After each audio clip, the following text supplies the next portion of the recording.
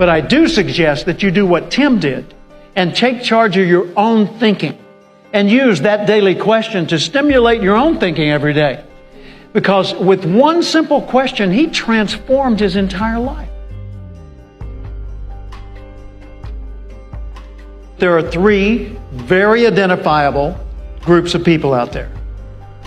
There are optimists, there are pessimists, and there are those who say, I'm not a pessimist, I'm not an optimist, I'm a realist. Okay, the optimist says, somewhere, somehow, there's a way.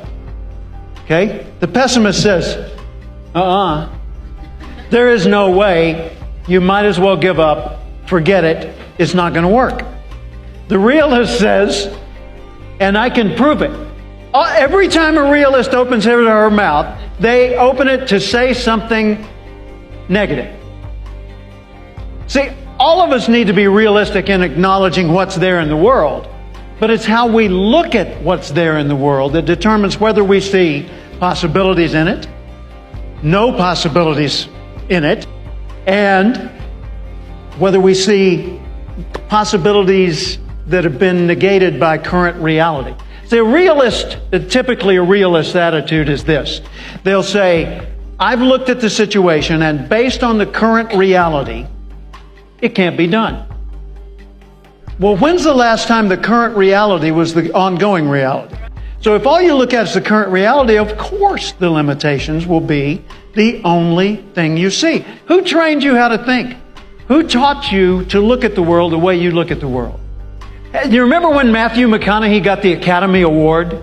And he said, when I was a 15-year-old kid, a man asked me, who's your hero? And I said, it's me 10 years from now. He said, because that guy's so much better than I am. He said, then I got to 25, and the guy said, now who's your hero? Me 10 years from now.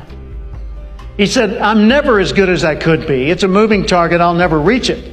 But if I'm not aspiring to be better and better and better than I've ever been, then I stop growing. And when you stop growing, naturally, all you see, Donnie, are limitations. That's it. That's all that's out there, right? So, optimist, pessimist, realist, let's just kill that argument to start with. Optimism is the only healthy way to look at the world. And we ought to be the ones training ourselves in how to look at things. In 1979, I got a call from an outfit called Tidy Car. Tidy Car was based in Mississauga, Ontario, Canada. Toronto, basically. And they were an auto detailing company, and they sold a $1,500 package that if you bought it, you got a franchise to be a Tidy Car dealer. And so as a Tidy Car dealer, you got to go out and detail cars using their method. And it was a very impressive method. It worked real well. And so thousands of people from around the world bought the Tidy Car franchise, and Tidy Car started offering training for all these people so that they could grow their business. And I was brought in as the flavor of the month to do the training in Chicago in January of 1979. 1979, one of the hardest winters they ever had in that city. They had to dig the cars out. I was there, got to enjoy that. Well, anyway, I was there training this group of Tidy Car people. I had a group about the size of this segment of the audience. And I was doing a seminar on how to build your business. And just, basic business skills, how to build your business. And there was a guy in the front row, 19-year-old kid, had white hair, white eyebrows, innocent looking face, looked like he'd never had a dirty thought. He's just there like this, and he's writing notes. Everything I say, he's writing it down. And his name's Tim Seward. And at the end of my seminar, he came up and he said, excuse me, Mr. Cathcart? And I said, yes. And he said, can I ask you a question?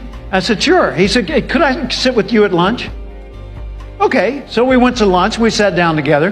He asked me 1,000 questions, it seemed.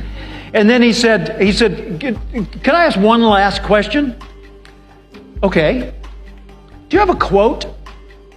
A quote? Yeah, a motto, a slogan, something I could use to motivate myself every day. I said, no. And he said, really? And I said, no, I have something better. I have a question.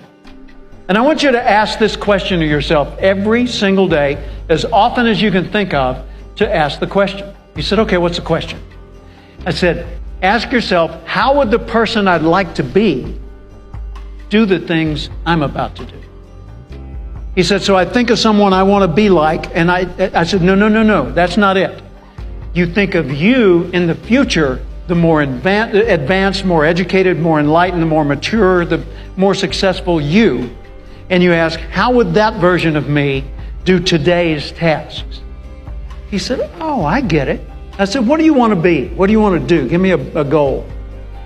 He said, I want to be the international sales leader for Tidy Car. I said, wow, 19-year-old kid, brand new in the business, no experience, no degree. I thought this is going to be a challenge, but what the heck? I said, okay, every day, ask yourself, how would the person I'd like to be, the international sales leader, Tim, do today's work? He said, okay. So he went back home to Bay City, Michigan. In Bay City, the first thing he did was write that down on a little card and put it up over his workbench. And then he put it above his bed in the bedroom so he'd see it every day. And then he put it on the visor in his vehicle so that he'd see it even more often. Everywhere he looked, how would the person I'd like to be, in his case it was, how would the international sales leader do what I'm about to do?